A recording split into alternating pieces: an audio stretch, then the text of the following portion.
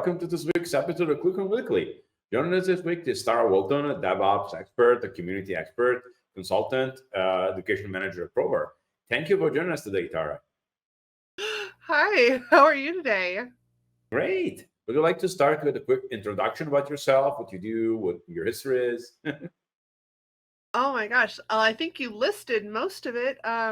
Sitting here, hearing you rattle all that off, I'm like, wow, I really wear a lot of hats. Uh, so I am a developer by trade, a QA by passion, and then I run the community programs a lot. I speak at conferences, so I really do just about anything people will let me do. Well, I mean, it's always good to have a lot of. I wear a lot of hats myself between sales, engineering, and whatnot, and podcast those things. So there's a lot going on. So I feel you. Good. So when I was reading your invitation and submission, I was thinking about what does it mean that you titled your submission the community side of DevOps. So I'm curious where that starts, because DevOps has traditionally been something that you do on your own in a cubicle and nobody has to talk to you for long periods of time. So I'm curious where that fills in, because it feels like it'd be very useful to the community. So that was exactly what drew me to the community side of things, was being locked away in a cubicle, kind of struggling through things on my own. Teams were very, very siloed. And you know, in a perfect world, that's not how DevOps actually works. It's all about the communication and collaboration between teams. But sometimes your teams, like I live very rural, sometimes your teams don't have the right resources. So you have to go a little bit further beyond your immediate teams and start to reach out to your communities. Once I found my communities, my skills went up, my accessibility to resources skyrocketed, and it just became a passion to kind of be able to bring that resource and that level of connection to other people. Good. Yeah, that's really good. Again, I think you're right. It's about the connections, because sometimes you just get stuck on a technical problem, but not even that. It's just being able to learn from other approaches. That's the important part, in my opinion. Oh yeah, and the more eyes on it, the more different ways we have about thinking of something. And I've had people walk up and, you know, have that moment where they just point at it and go, "What's that?" You're like, "Oh, I've been staring at this for hours. Thank you so much." Definitely. Cool. So you have a big role in community building too. And this is something we talk about on the program very, very often, because there's a lot of open source projects that have trouble gathering critical mass, not even of users. Like I've seen projects that have 1,000 stars on GitHub and 3 committers. So how do you turn one into the other? Like, what's the community building starting manual? I think it really comes down to encouragement and enablement. People don't like to be invisible. Even tech, I know we like to hide behind our computer screens, and there are days where I don't want to talk to anyone. But we still like to feel visible for our work. So encouraging people, letting them know that you appreciate them committing. I know that there are groups out there that actually pay their contributors, or different companies that help smaller software and open source communities pay their contributors. I think those are huge things that help people feel appreciated. And it's not just, I did 8 hours of coding for work and now I'm going to go try to figure out what I can do in my free time. Because not all of us like to code in our free time. Yeah, Phil, it's very good to also involve people who are not technical. Technical people will eventually participate if a project has some usage, simply because you need something and you just add it. But getting people who are non-technical to help with an open source project can be a challenge. It's really. Yeah, I think it's really hard to try to navigate something that seems so technical when you're not. I didn't even realize for the longest time that they needed people to do things like write documentation, or really artsy people to create banners, or there's 100 things that a project needs that are not that super technical. I have to know everything about Java. Like, you can go in and help just because you were on their website and you went, I found a typo. Like, all of those things are so important to keep those communities going. A lot of typos are in any documentation project. No way Yes, around. absolutely. Well, I'm very curious. Sorry for pivoting, but I'm very curious. I'm a role playing game fan myself. I've been playing for a long time, and now passing on the hobby to my daughters, and it's been quite fun. See, you have a talk that's sort of a crossover between dice rolling and DevOps coming up at the Kansas City Developer Conference. So I'm really curious about what that's going to be about. Yeah, so it'll be the third year that I've spoken at Kansas City Developer Conference, and it'll be my third Dungeons and Dragons themed talk. So I've definitely abused the analogy a little bit. The first one I gave was about teams and how important it is to have that diversity of skill and diversity of viewpoints, bringing in your testers early in the development cycle, and asking front end to look at back end, and all of those things that we don't typically think about because maybe that's not their expertise. The second one I gave was talking about battle strategy. Talked about how quality is a lot like battling a dragon. You can't just come at it from one direction. And this last section is about being okay with failure. When we play games and your character gets hurt or you die and you have to go back to a reset point, it's okay. So why isn't it okay in our day-to-day software development? If something doesn't work out, we have a new sprint. We have a restore point. We can go back and correct those and learn from those mistakes. I absolutely agree. In fact, I think in particular in the DevOps field, even very well-versed teams end up getting fixated on fixing something. Like, this deploy didn't work out. There is something wrong with the web server. Just roll back. It's fine. And they don't have a plan for the rollback. So rollback takes hours because someone has to find a way to push a build. Then you have to restart all servers manually. There's no provision for going back. Which is something that is really, really something you should plan for. In my opinion, it's more important than planning for doing good. Oh, absolutely. We have to have an escape strategy, right? Like, that's how I look at it. You don't go into battle thinking it's live or die. You think, okay, if everything goes belly up, the door's right there and I can make a run for it. So why don't we have those communications, those plans in place for when something will inevitably go wrong? It's just a game of statistics. And I'm even thinking that this sort of applies to community building too. So it's okay to do something wrong when you're community building. So, in fact, what do you think are the common what's not worked out for you in the past, which is important to it's my favorite way of learning. Like, what did you do wrong? Great. So let's not do that again. I think it just varies so wildly depending on the community. Things that work for specific communities that I'm in, where we've had great turnout at meetups, doesn't necessarily work for other groups. I think the name of the game is experimentation. I think that's the same whether it's community or development. Try it. If it doesn't work out, figure out why. Was it the wrong time? Was it the wrong place? Was it the wrong feature? Whatever the case may be for that root cause, make adjustments, try again. Absolutely. And let's go. It's been a while since we had someone technical on the call, so I will have to ask you a few technical questions. What's your day-to-day technical job involved? Like, what do you do, and what's your stack? Because what's your stack has been a common question. That is always an interesting question. So my current role at Provar right now is the education manager. So I'm writing technical documentation and tutorials, and we have our University of Provar, so we write course content with quizzes and everything else. So that's kind of my workspace right now. It's still a learning curve. It's a new job role for me. I think I've been there 2 months now.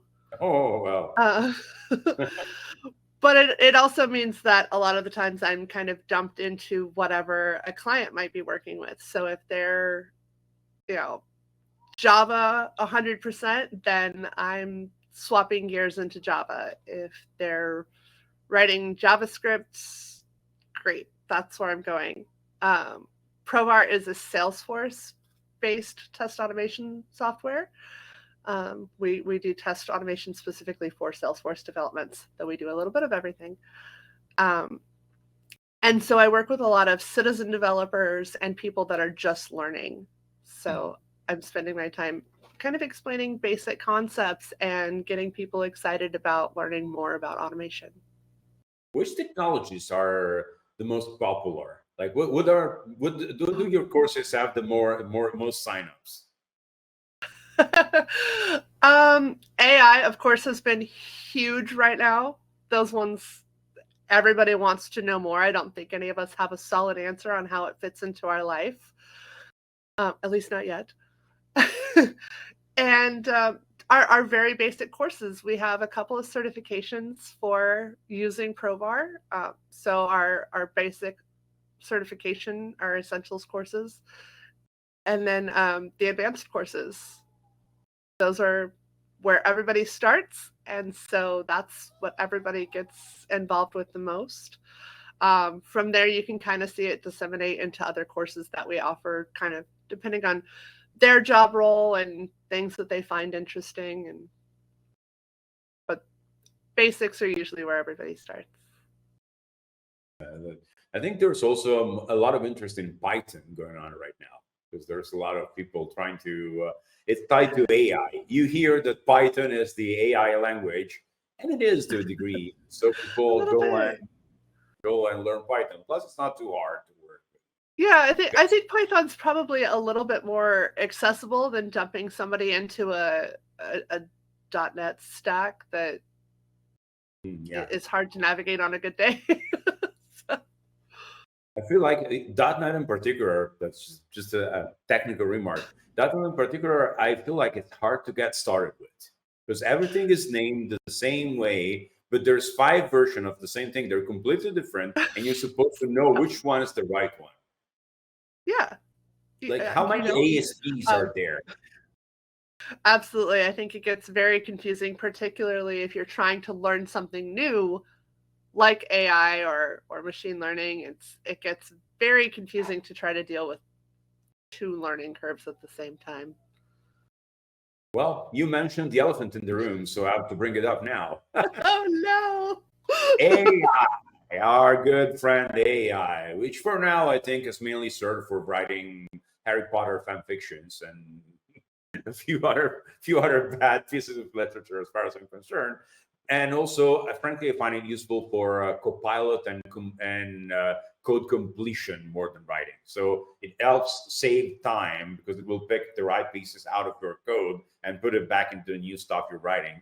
But other than that, so what is AI's impact in education so far that you've seen? Do you anticipate it making a big splash? Are we not there yet? I mean, I'm sure this has come up before. Yeah, and I think it's a really good question, and I don't know that anybody really has answers because it's still a new frontier. I know that the last year I've also substituted at our local high schools, and we're starting to see things like AI written papers pop up that are being turned in. In the tech world, we're having more just bugs and issues pop up because it is being copied and pasted from something that wasn't meant to do that. ChatGPT is a great tool, but maybe not the best for writing code. Just the same way that I wouldn't expect Copilot to kick out a Midjourney image, right? So it's all about using the right tool for the right thing, and then being able to mitigate the risks that are coming out of it. And I think that's where a lot of people like myself are super interested in learning more about it and playing with the tools, but I don't necessarily trust that. Like, I wouldn't turn in generated code that I hadn't debugged and tested the heck out of into production because I'm like, I don't feel super comfortable. Generating code straight away, as it works for you occasionally, but as soon as it gets a bit more complicated, it doesn't. What I found works is giving it an example in a language you know. Like, I'm a Ruby expert, very, very Oh. seasoned Ruby expert. And when I have to write something in Python, I just go to GPT and say, look, I know how to do this in Ruby. Give me the same version in Python. Translate it for me. Almost always works. Yeah, that almost will always work. Well, if you just go describe the problem and say, I need Python code to do the following thing, the first 4 times it doesn't work. And at some point, it's just easier to Google a normal answer and just build it yourself. Let's see, it is out.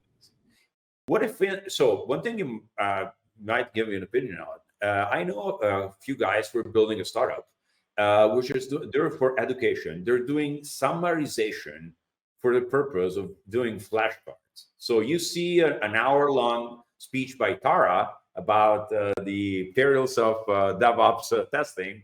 You like it, but you don't really, I mean, if you're like myself, you don't really retain what's in there.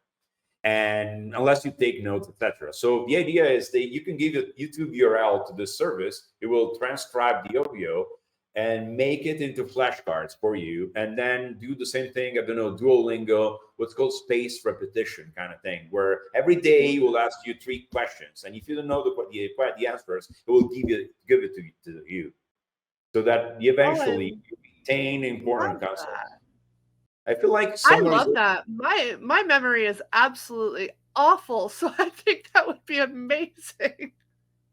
I think that's another great example, because it's not making content, which to me is the crux. Like if you're using AI to fully generate stuff, there's any issues from privacy to data considerations. Like where does that content come from? To ethics. Like was all the data that's in there, is it authorized to be used this way?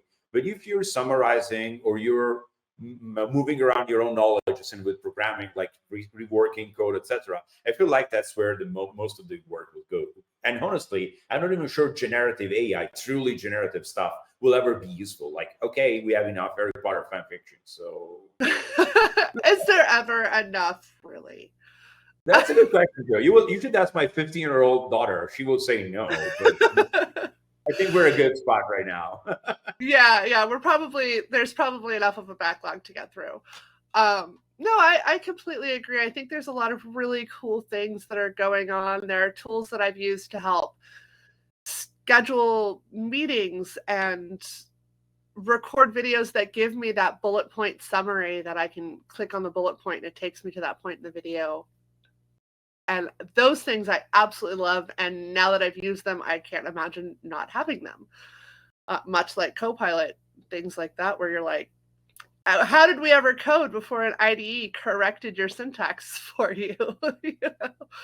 Yeah. But I think there's a little bit, like, we have to be careful about the ethics, where our data is coming from, and our use cases. Like, you don't use the wrong tool for the wrong thing and expect good results, right? Yeah, I feel like in general, again, not anything that summarizes or uses is going to be useful. Well, interesting. Yeah. Another important thing, which since I have you here, it's the intersection of what we're discussing now. So at the intersection of content and education, there is documentation. A lot of projects are struggling with documenting properly, and they make the barrier of entry extremely high. How do you lower the barrier of entry on a very technical project? Say you have a new software library that does something. It's all API based. You may be a little bit exoteric. What's the right way to explain that to people? Guides, examples, videos? So I am a huge visual learner. It means I do better with somebody sitting there walking me through it. Usually best if I can actually do it alongside with you. So any tutorials like that are broken into chunks, or that I can pause while I do it on my other monitor, I think those are the best for me. I also have a habit of, anytime I write documentation, handing it off to family members that are not technical, because if they can read through it and go, yeah, that kind of makes sense, then I'm probably in better shape than if I handed it to somebody like yourself who's a Ruby expert and I'm trying to explain Ruby. That's going to make way more sense to you because you already know it. You already have that context. So I hand it off to people that don't know anything about Ruby. They're like, that's a gemstone, right? Like, okay, tell me if this makes sense to you. Yeah. So if they can read through it, if they can follow along, I'm in good shape. That's a good point.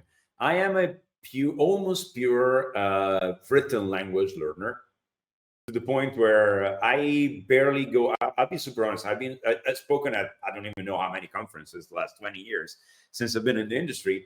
I don't like listening to talks. Like I'll do the occasional that's extremely interesting for some reason, probably because it's something I was doing half an hour before. Oh, this is really speaking to me. Otherwise, I go read the transcription many times. A different way of handling. But if that's your learning style, you're absorbing more while you're reading it than you are while you're listening to it. Yeah. I don't retain a lot while I'm listening unless I'm doing things like you said, writing it down, taking notes, and I don't mean typing it out. I have to write it down physically, pen and paper, or I don't retain it. That's a very interesting thing, but it's probably something with, neurolinguistics and neurosciences.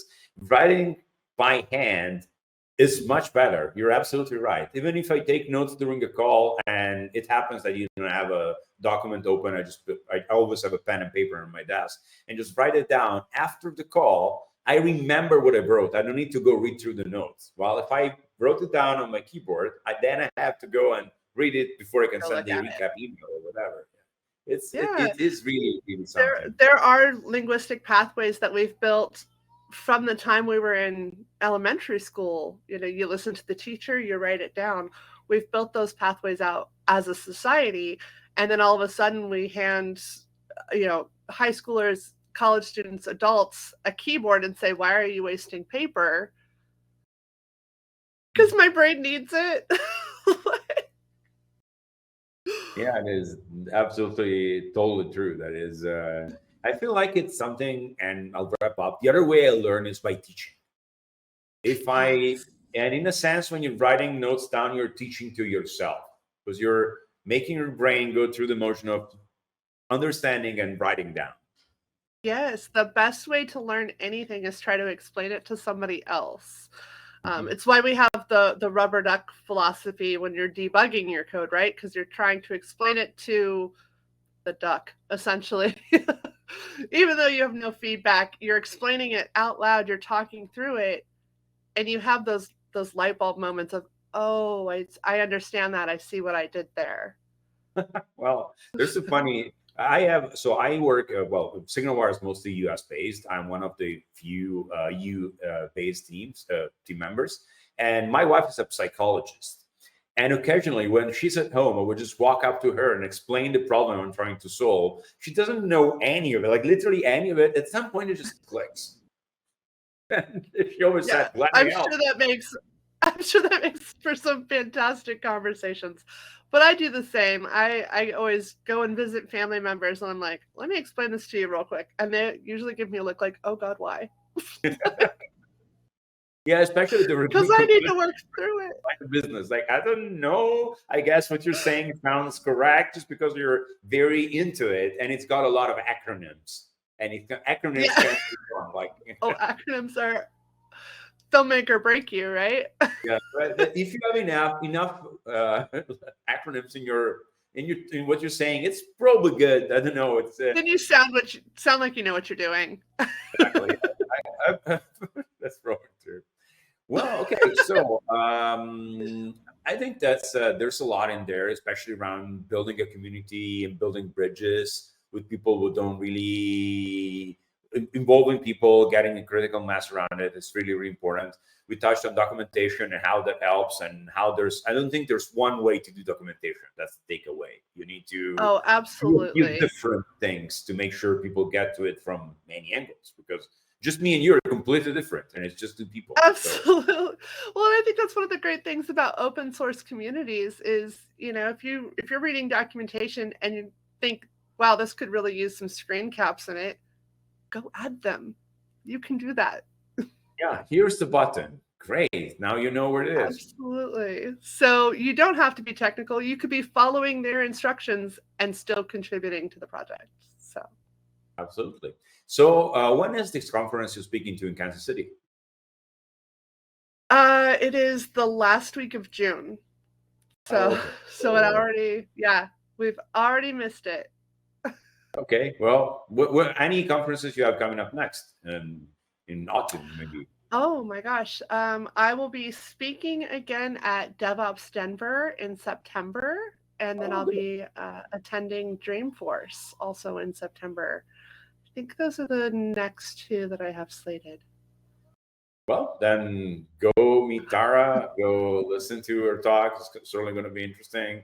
She's going to bring I hear she's going to bring a large inflatable D20, 20 sided.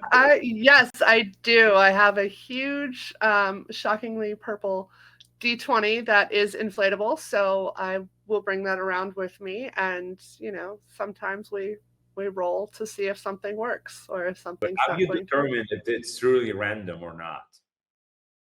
Oh, I'm sure it's not. It's got a big heavy plug on one end, but Oh, random yeah. enough. Random enough. I Any almost always have real dice in my bag too, so if we need a someone backup like set. us, someone like us, you're going to run an experiment at some point. Like it's Oh, one of these days when I have some free time, I might see if I can get a bunch of people to roll it for a while and just keep track of what comes out. record a few thousand, then You go know, go. if only like I need a big robotic arm that I can program to roll it for me because that thing it's probably this big. It's huge. So, Well, that'll work. So, well, again, thank you. It was a great chat, and I think we had a lot of interesting takeaways. And thank you, Tara. oh, I'm so happy to finally come on the show and get to chat, and I'd be happy to connect with anybody and talk about anything from DevOps to community to Dungeons and Dragons anytime. We'll have Tara's links and website. The comments to the video, so you can reach out to her, or you can reach out to the team. Reach out to the team. And well, Tara Walton, test automation developer, community builder, speaker, education manager at Probar. You probably have more job titles than I do, which is great. And thank you for That's a joining little us today. scary. Thanks, Luca. And for the rest of the people, I'll see you next week. Goodbye.